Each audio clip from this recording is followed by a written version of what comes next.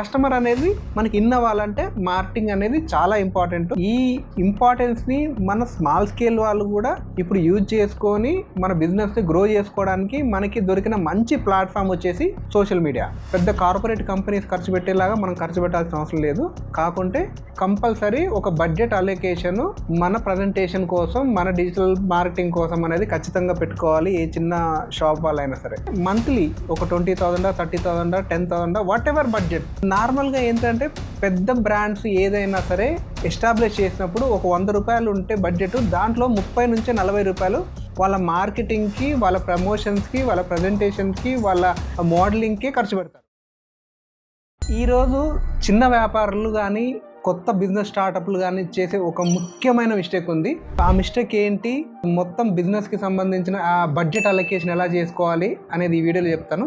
ఆ ముఖ్యమైన మిస్టేక్ ఏంటనేది లాస్ట్ వరకు చూడండి, మీకు ఒక క్లారిటీ వచ్చేస్తుంది. సో మేజర్గా బిజినెస్ ఏదైనా మనం స్టార్ట్ చేసినప్పుడు మనకు కావాల్సిన సెగ్మెంట్ ఏంటంటే, ఎగ్జాంపుల్ మన రెడీమేడ్ అనుకోండి. మనం రెడీమేడ్ షాప్ ఒకటి మనం పెట్టాలనుకుంటే మనం పెట్టే మెటీరియల్ అనేది ముఖ్యం.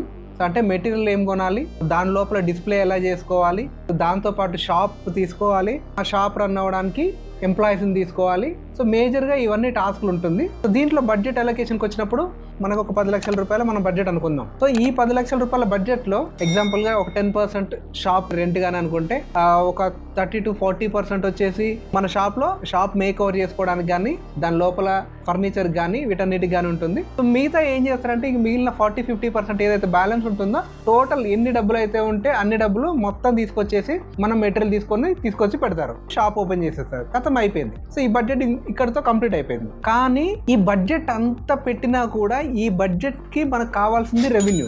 అంటే ఇది బిజినెస్ జరగాలి. మనకి ఈ బిజినెస్ జరగాలి అంటే మనకి కస్టమర్ రావాలి.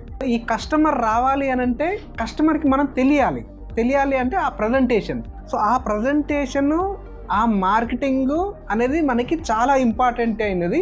నార్మల్గా ఏంటంటే పెద్ద బ్రాండ్స్ ఏదైనా సరే ఎస్టాబ్లిష్ చేసినప్పుడు ఒక 100 రూపాయలు ఉంటే బడ్జెట్, దాంట్లో 30 నుంచి 40 రూపాయలు వాళ్ళ మార్కెటింగ్కి, వాళ్ళ ప్రమోషన్స్కి, వాళ్ళ ప్రజెంటేషన్కి, వాళ్ళ మోడలింగ్కి ఖర్చు పెడతారు.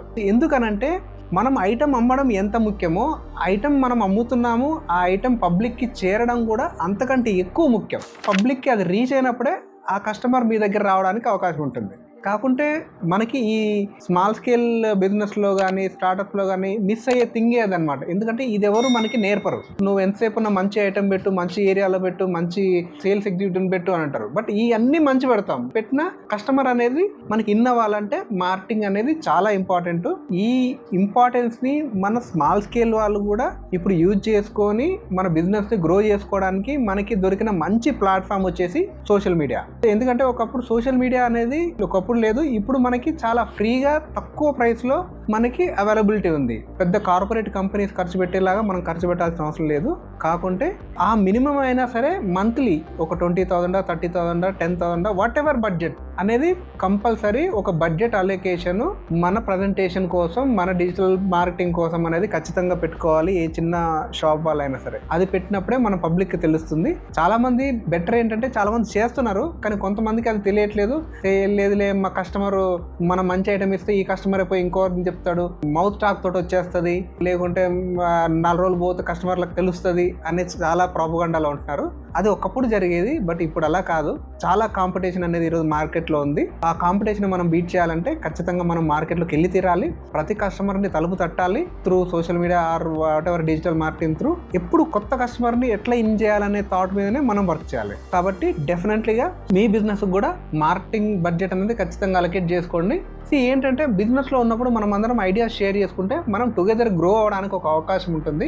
అందుకోసమే ఈ వీడియోస్ చేయడం అనేది. ఇలాంటి ఎన్నో టిప్స్ కోసం మా ఈ యూట్యూబ్ ఛానల్ని సబ్స్క్రైబ్ చేసుకోండి. సో ఇంకా బెటర్ ఇన్ఫర్మేషన్, ఎందుకంటే మా ఎక్స్పీరియన్స్లో ఉన్న ఇన్ఫర్మేషన్ అంతా మన వాళ్ళతో మనం షేర్ చేసుకుంటే ఏ ఒక్కరికైనా అది యూజ్ అవుతుందనే ఒక ఉద్దేశం. మా ఈ వీడియో నచ్చితే లైక్ చేయండి, షేర్ చేయండి, సబ్స్క్రైబ్ చేయండి. ఇంకా మీకు ఏదైనా డౌట్స్ ఉన్నా కింద కామెంట్ రూపంలో తెలియజేయండి. Thank you very much.